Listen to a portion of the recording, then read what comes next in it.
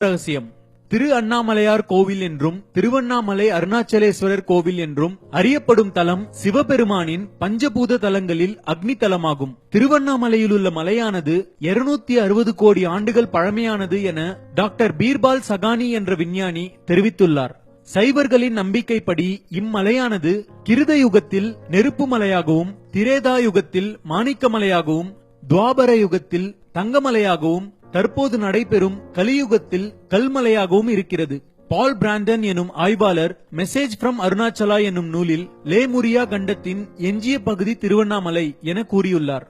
இதன் தலவரலாறு: படைக்கும் கடவுளாகிய பிரம்மாவும் காக்கும் கடவுளாகிய திருமாலும் இருவருமே பெரியவர்கள் என்று தமக்குள் சர்ச்சை ஏற்பட்டு சிவபெருமானிடம் சென்று தம்மில் யார் பெரியவர் என கேட்க, சிவபெருமான் தனது அடியை அல்லது முடியை உங்களில் யார் கண்டு வருகிறீர்களோ அவர்தான் பெரியவர் என கூற, திருமால் வராக அதாவது பன்றி அவதாரம் எடுத்து அடியை காண பூமியை குடைந்து சென்றார். அடியை காண இயலாமல் சோர்ந்து திரும்பினார். பிரம்மன் அன்னப்பறவையான உருவெடுத்து சிவபெருமானது முடியை காண உயர பறந்து சென்றார். முடியை காண இயலாமல் தயங்கி பறக்கும் போது சிவன் தலைமுடியில் இருந்து தாழம்பூ கீழே இறங்கி வந்ததை கண்டு அதனிடம் சிவன் முடியை காண எவ்வளவு தூரம் உள்ளது என்று கேட்க, தாழம்பூ தான் சிவனாரின் சடையிலிருந்து நழுவி 40,000 ஆண்டுகளாக கீழ் நோக்கி வந்து கொண்டிருக்கிறேன் என்று கூற, பிரம்மன் முடியை காணும் முயற்சியை விடுத்து தாழம்பூவிடம் ஒரு பொய் சொல்லும்படி கூறினார். திருமாலிடம் சிவன் முடியை பிரம்மன் கண்டதாக சாட்சி சொல்லும்படி கேட்டுக்கொண்டதற்கு இணங்க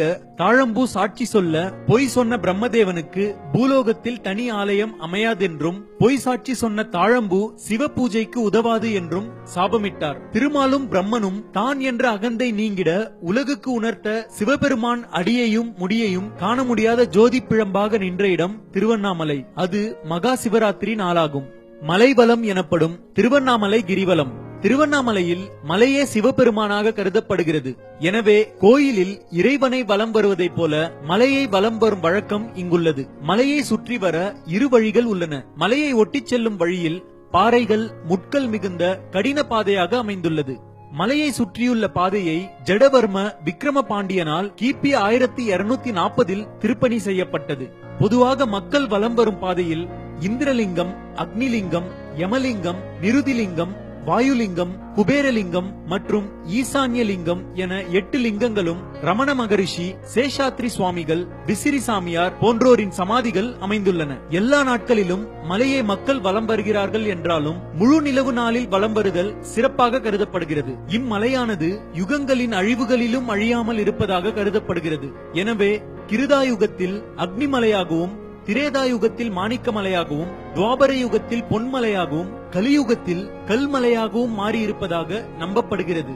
விழாக்கள்: பிரம்மோற்சவம், ஆனி மாத பிரம்மோற்சவம், மாசி மகம் தீர்த்தவாரி, கார்த்திகை தீபம், பரணி தீபம், மகா தீபம் என இங்கு விழாக்கள் கொண்டாடப்படுகின்றன. தல சிறப்பு: இத்தலம் பஞ்சபூத தலங்களில் அக்னி தலமாகும். நினைத்தாலே முக்தி தலம் என சிவபுராணம் குறிப்பிடுகிறது. காமதகனம் நிகழ்வு இத்தலத்தில் மட்டுமே நடைபெறுகிறது. அருணகிரிநாதருக்கு இங்கு விழா எடுக்கப்படுகிறது. இந்த வீடியோ உங்களுக்கு பிடிச்சிருந்தா லைக் பண்ணுங்க, ஷேர் பண்ணுங்க, உங்களோட சஜஷன்ஸ கமெண்ட் பண்ணுங்க.